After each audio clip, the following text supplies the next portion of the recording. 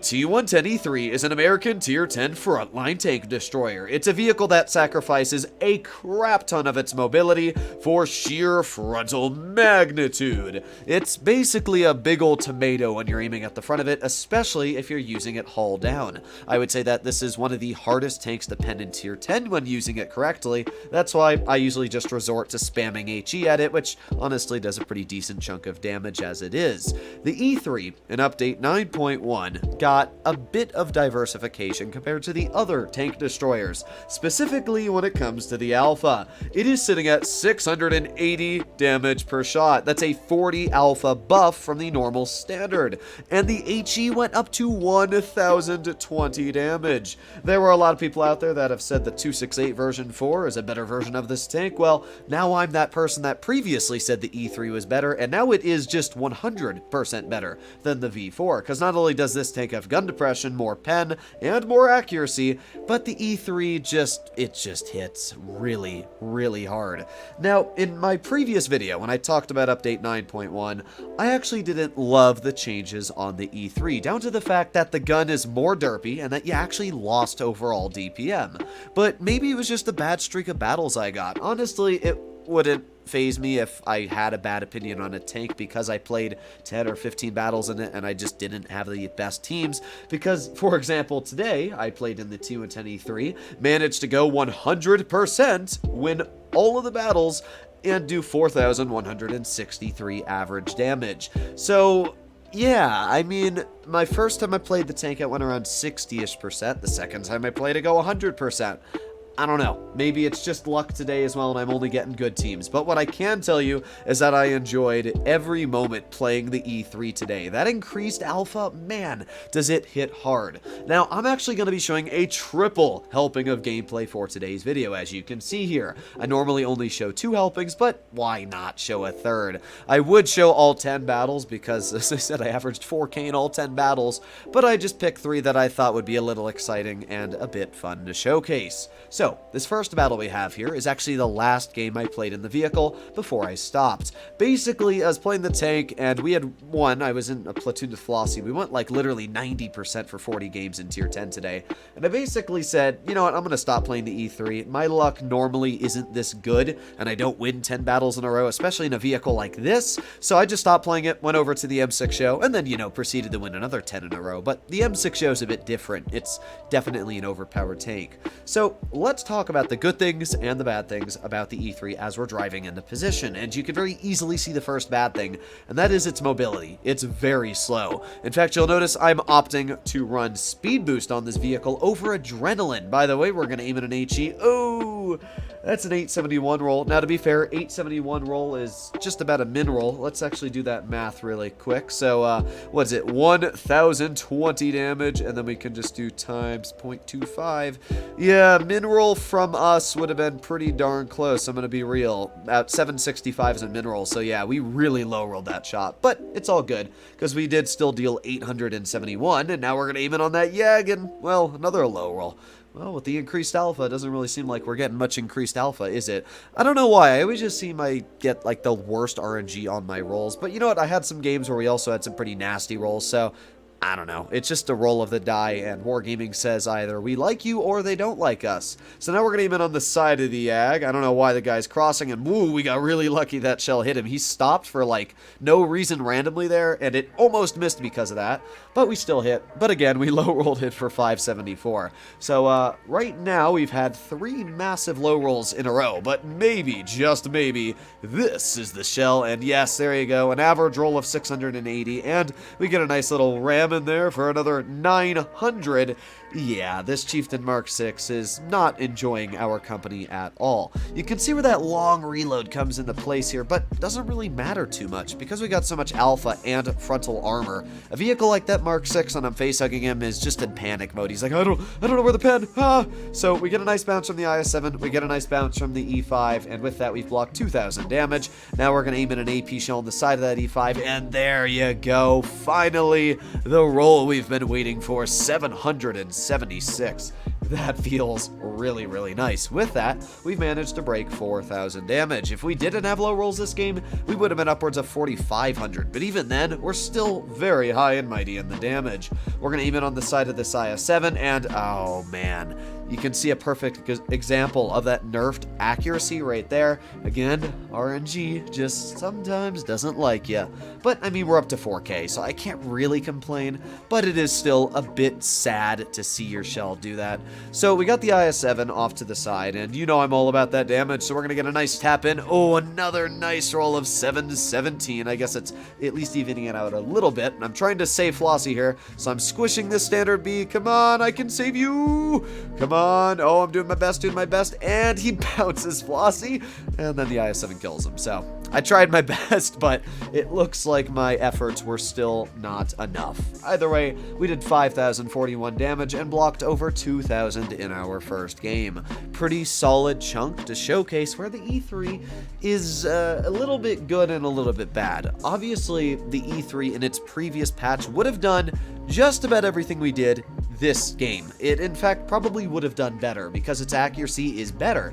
So we probably would have hit more shells, and honestly, we low-rolled so many shells in that game, wouldn't have really made much of a difference overall. I think that it would have evened out on damage.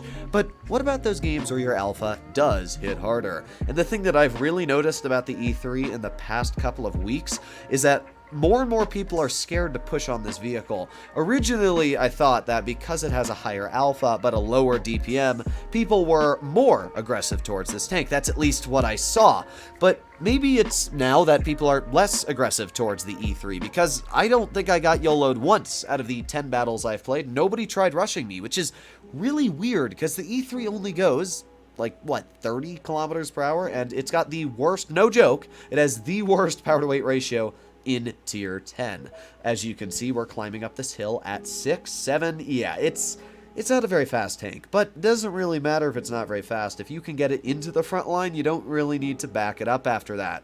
So we're aiming it on the side of that 57. Another low roll, 625. But you know what? I'll take it. A penetration is a penetration. And the enemy team is already very scared of me because obviously they can't do anything. We turn. We see that V4. Get a nice bounce. We got the Object 907 off to the side. I know he's going to continue going. So I'm like, where should I aim ahead? I know where. Right here. There you go. Another nice shot. Another low roll. I'm just gonna count how many low rolls we get from all these battles because I haven't really been paying that much attention when I was playing the games, but man, now that I'm watching, ooh, it's gringe. Either way, we've dealt 1,280 damage, and we've blocked 1,090, which isn't bad at all. We're going to aim it on that yo, and okay, nice roll, 719, and we managed to pen him, I think, in the hatch. I wasn't necessarily aiming for his hatch, just trying to aim at the roof of the turret in general, because I am running Kali in this vehicle. I want to make sure that if I have that increased alpha, I'm also penning my shells. So, ooh, there you go. That's precision fire for you. An 850 max roll into that poor FE215B. That tank was quite healthy previously, at least half health, and yeah, not anymore. Not anymore. We got the Object 268 version 4, tunneling Flossie. Unfortunately, he just really gets bad luck when it comes to these platoons. But we get a nice shell. Another average roll there, 641. Nothing bad.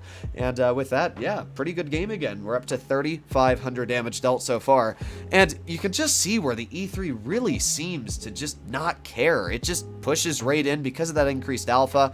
You get really nice slaps out. And because you got so much pen, easily that V4 just turns into a piece of cake for me to penetrate.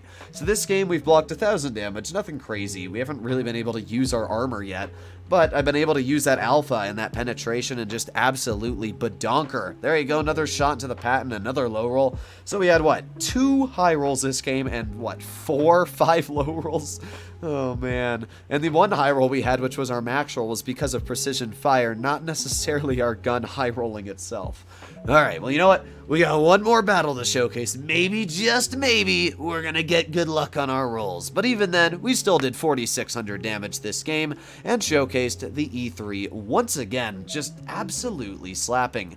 Now, we did get kinda lucky with some of those shots. I was a little bit surprised that that shell hit the enemy 57 heavy. I was pretty surprised we hit the yo in the turret. That 907 shot was a bit risky. So, yeah, there are some situations and other timelines where those shells would not have hit.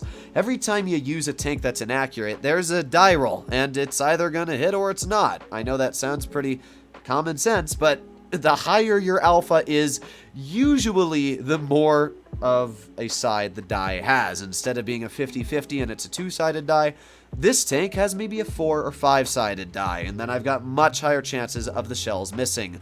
That's the only thing I really don't like. If Wargaming just kept the accuracy the same and increased the alpha and lowered the DPM, I would definitely enjoy the tank a lot more. But what I've started doing is just playing the tank a little bit more passive. I originally thought that playing it more aggressive was the way because it has more alpha, but it actually turns out that playing it a bit more passive because of the less DPM is actually the way to go. So we got the Object 260. I don't know what that guy's doing. We've got 2 shells out so far, and both of them high roll. That's what I'm talking about. We're up to 1420 damage, the perfect number as well. Not bad so far. We got an enemy IS-4. This guy is showing me the entire hull of his vehicle, but we also got the 260, who I managed to bounce the upper plate on. That is cringe.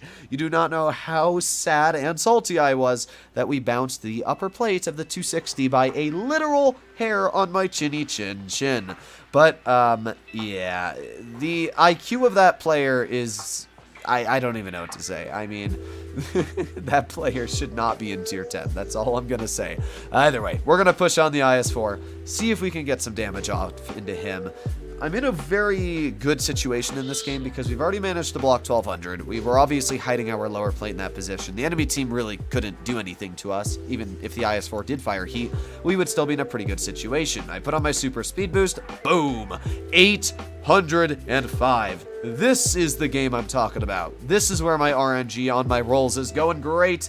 We have fired 4 shells and managed to deal 2,861 damage, which is pretty beefy.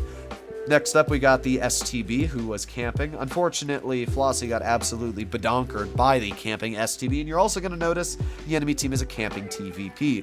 I don't know what's up with teams lately in Tier 10, but they are not great. Here's the TVP, oblivious to the tank staring at it, just, you know, aiming in. There you go. 1,038 damage, and oh, now he's turning. Now he's finally noticed me. I don't know what to say. I mean, it didn't really matter to me. That's a free 1,000 damage right there. And, well, now he's shooting me and now he's dead. Okay, no more of him to deal with. Boom, nice 683. Another high roll. This is what I'm talking about. And obviously, it's not really a high roll. I mean, it's 3 more than our average, but we haven't gotten any low rolls this game. So this is a game to showcase where your RNG is actually quite decent, and the tank does its job. All the shots hit and don't really min roll, don't low roll. You can see how easy the 5K was. And we're not done yet. There's still a bit of HP left, so maybe we can get a bit more out. We got the WZ113 and the Grill 15. Speed! I'm hoping that I can get this grill. Come on. You know you want to get touched by my gun. Don't take that out of context. I know somebody is, but don't. Well, the girl's kind of running, and, turn, foul. And that's a perfect example, again, of the terrible dispersion. Previous E3 probably wouldn't have missed that, but after Wargaming nerfed the dispersion a bit, yeah, it really does not snap shells well. Either way, we're still going to get 1 shell into this WZ-113. Nothing crazy, but I'll still take 245 damage. We managed to deal 5,402 in total. The T110E3 is an absolute beast on the battlefield. Now, some of these games are weird. In fact, all 3 of those games were not normal battles. Nobody knew where they were driving. But hey, we pulled out 2 masteries in just 2 of the 3 games I showed you, which is pretty solid there. And I think the E3 is pretty fun to play. Would I suggest to grind it? See, that's a tricky question, because the E3 is not the best line to grind down, especially, here's what I'll say, if you're newer at the game, do not grind the E3. It's not even like a suggestion not to grind it, just don't. I mean, going through the T28 stock, if you're a newer player, you're gonna go like 30%. And then the T95 stock, if you're newer, not understanding the playstyle again, you're gonna go like 30%. And then when you get the E3, you're still probably not gonna do amazing in it. It's definitely a tank that rewards people that understand its playstyle. So, my suggestion is, don't grind the E3 just because the tank looks really cool. Grind it once you understand the type of playstyle it has and you understand the game. I know it sounds kind of underwhelming to put it like that, but it will definitely hinder your fun in the battle if you grind an entire line that goes at a top speed of like 20 to get to the tier 10 and also not enjoy it. So that's what I would say. Maybe go for the E4 first of all, start off with that one, and then if you enjoy that, maybe go for the E3. But yeah, I personally think the best option out of all of the TDs is still the WZ113 GFT. Hopefully you enjoyed today's video. If you'd like to see more like it, please consider smashing that subscribe button down below, and I'll see you in the next one. Bye-bye!